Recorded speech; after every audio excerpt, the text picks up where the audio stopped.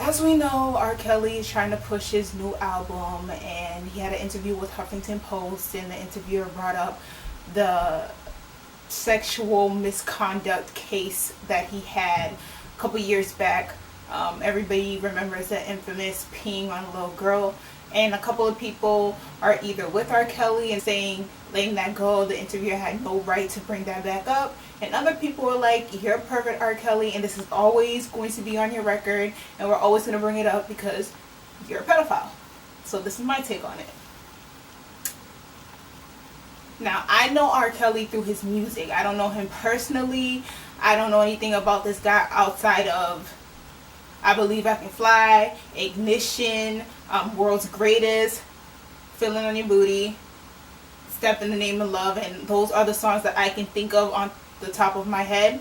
So that's what I remember him as, especially as a young girl with I Believe I Can Fly. I used to sing that all the time. But with that being said, I think R. Kelly is a pedophile, no different from Woody Allen, no different than Rev Camden from Seven Heaven, no different from Roman Polanski, no different from the Catholic Church, no different from Eddie Long. He doesn't get a pass because he's a musical genius. He doesn't get a pass because people like him. He doesn't get a pass because he can sing.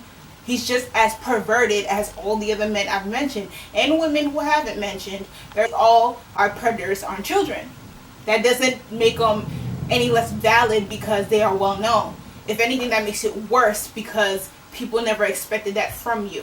Now, R. Kelly has an extensive documentation on him molesting and raping these girls. And I said these girls, not one girl, but multiple girls. The youngest is 14. Now, Village Voice did a piece on R. Kelly and the years that they have tracked of him molesting and raping these girls. And the people who are making excuses for R. Kelly are saying, well, it was just sex. The girl was willing. Underage sex is still rape. It's called statutory rape. When you're a young girl, you cannot consent to sex, especially with a grown man who has had more extensive experience with sex, and she's 14. And the girl he had sex with, I think she was barely came out of 8th grade. So for all y'all who try to say, well, she's been around the block, she doesn't seem like she's innocent, I don't know how an 8th grader would know all her sexual likes and whatnot, especially for a grown man. And the thing about R. Kelly, people knew of his skeevy ways since the late 90s. People knew R. Kelly had a thing for younger girls. A lot of people remember him marrying Aaliyah, and a lot of people say, well, Aaliyah lied and Aaliyah knew her age and she knew what R. Kelly was into and that she should have played her place. You have to remember Aaliyah was a young girl. You have to remember R. Kelly was a grown man. R. Kelly controlled the relationship. He produced a song called Age Ain't Nothing But a Number. So he already had the skeevy mindset of going for young girls. You need to know young girls are very impressionable.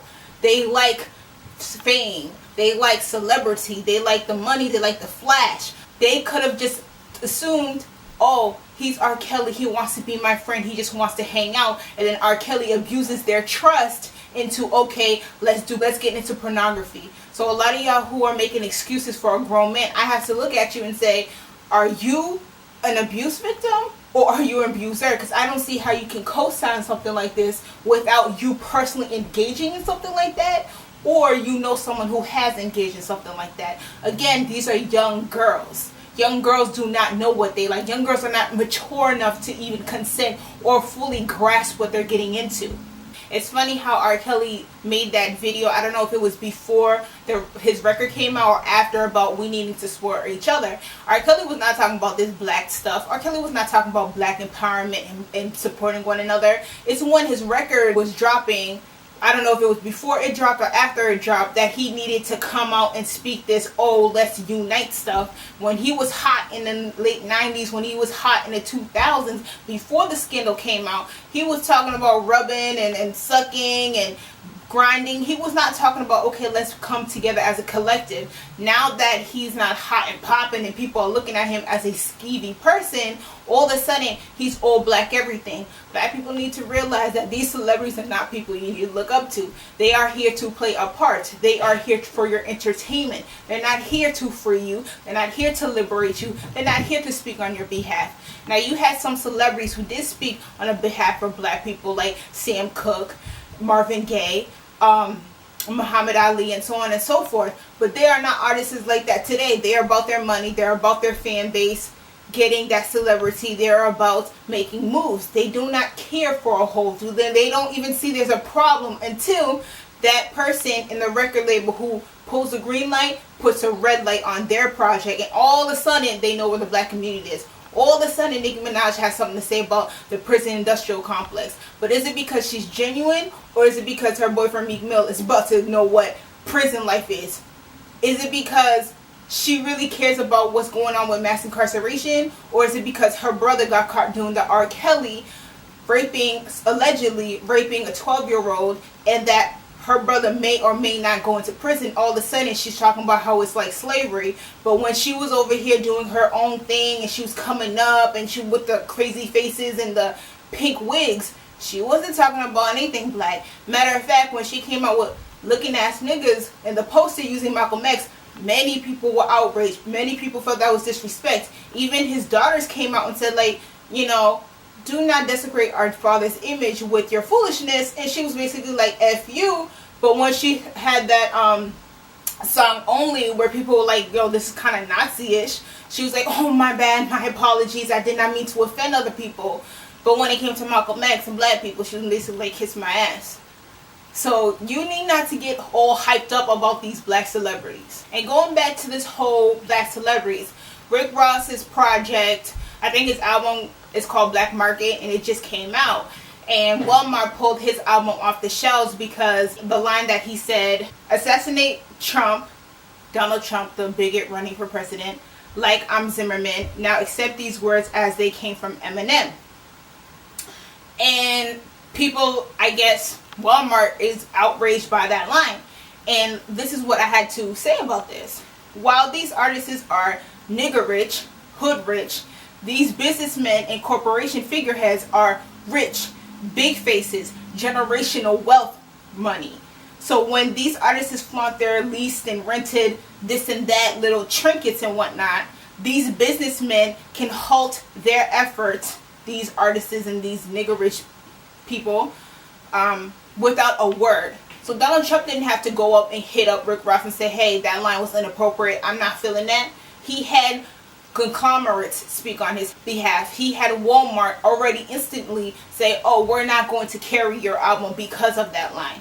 He didn't have to make a call. He didn't have to tweet about it. He didn't have to go on his campaign and speak ill of Rick Ross. He just had that power. Power respects power. And Donald Trump has influence and power. Rick Ross may have nigga influence and stripper hoe influence, but where it matters, he doesn't have that. Now, if he was Eminem, the record probably would be on the shelves of Walmart. But in the words of Paul Mooney, the comedian, Rick Ross doesn't have the complexion for the protection, meaning that Rick Ross isn't white. He's not going to be perceived as, oh, he's just joking around, those are just rap lyrics, it's not that serious. They're going to look at him as that big, black, angry guy potentially putting a hit. He's a thug. Rick Ross and his bandits of nigga shit have been talking about murdering blacks and doing all types of nefarious acts on us just because. But say a line, not even a threat, about a white person, and that's not praising him or her, and it's not about bragging about their money, it costs you money. And Rick Ross is feeling that hit because his album, from what I heard last, was not selling that much. And then Walmart pulling his albums off the shelves, which in Massachusetts, the only Walmart I know is in like Brockton, but Walmart in itself has just like this ratchet reputation. So I don't know, but if you could buy records, albums, and you were trying to get Rick Ross's, you wouldn't find them in Walmart. At least not right now. At least not his newest project. That's real power. Talking all that X, Y, and Z, being a studio gangster, talking all that nigga shit, That's not power. But power is touch you without actually having to touch you. Not throwing dollars at silicone body parts. The record company greenlights black genocide but halts white disdain. Just like Michael Jackson with the lines, he had to take out Jew me from They Don't Really Care About Us. Yet, again, how many rappers have praised Trump for his business skills, knowingly that Trump is a bigot and racist?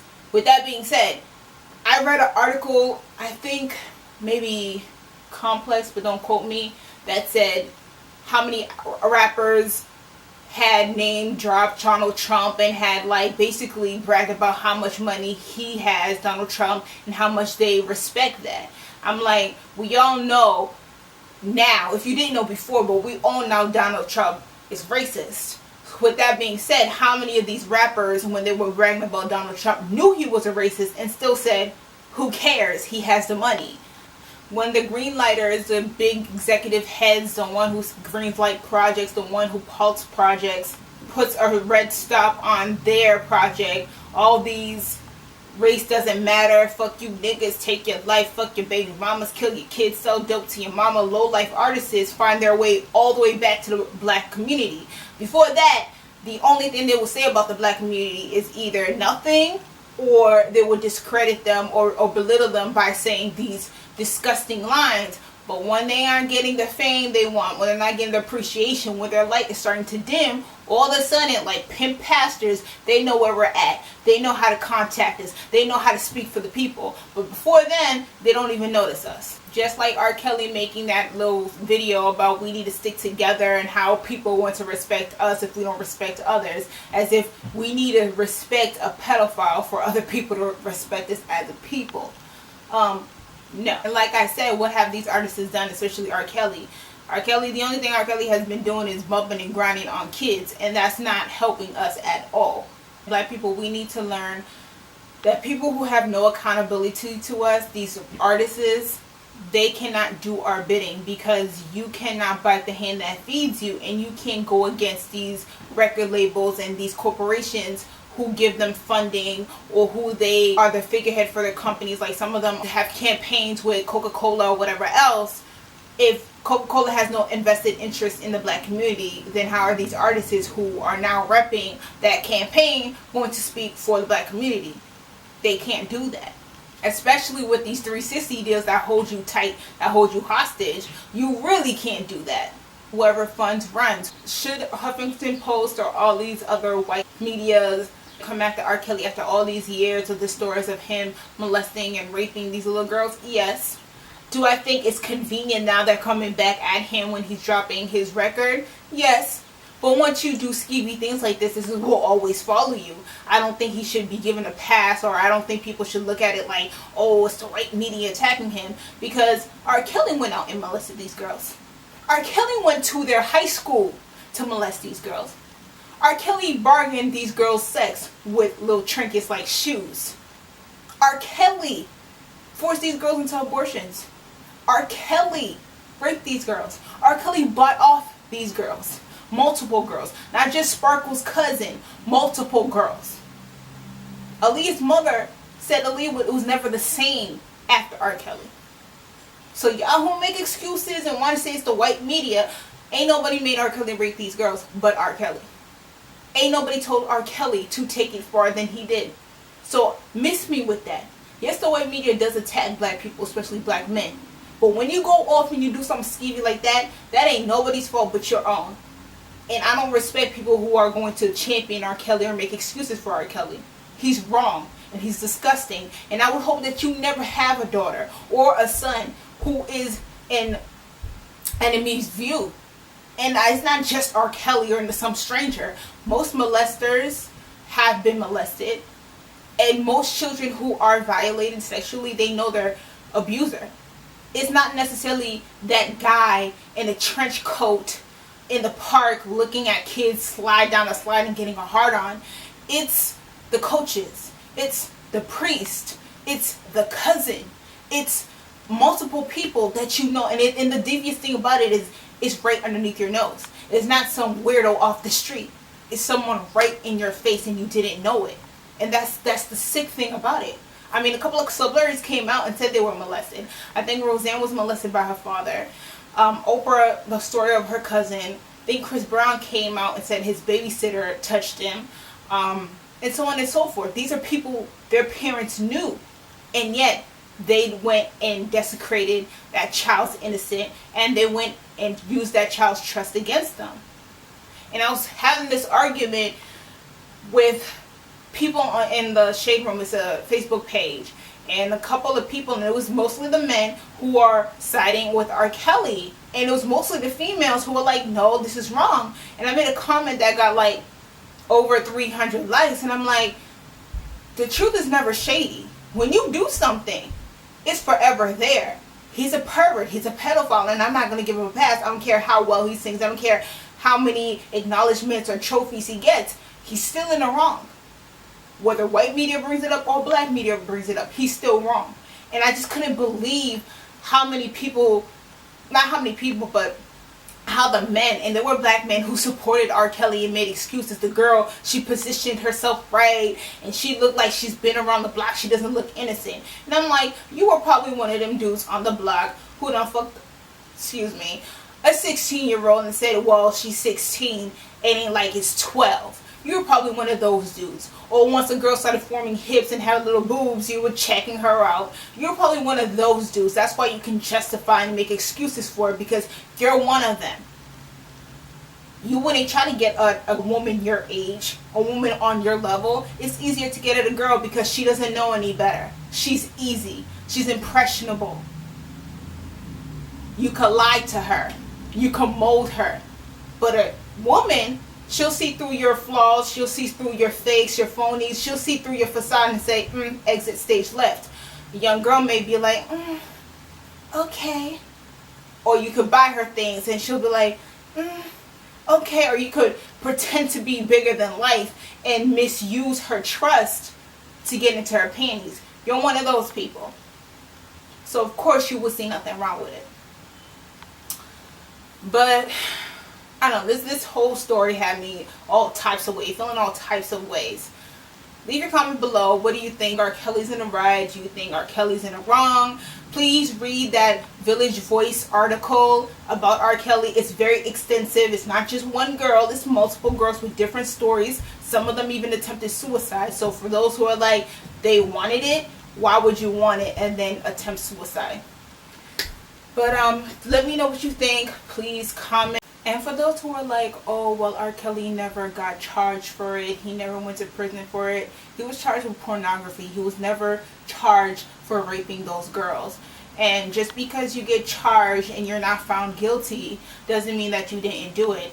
Zimmerman is not behind bars, yet we all know he killed Trayvon Martin. So miss me with that. There have been black people who have been persecuted, killed by this country, whether it was lethal injection or other ways, and they were not guilty.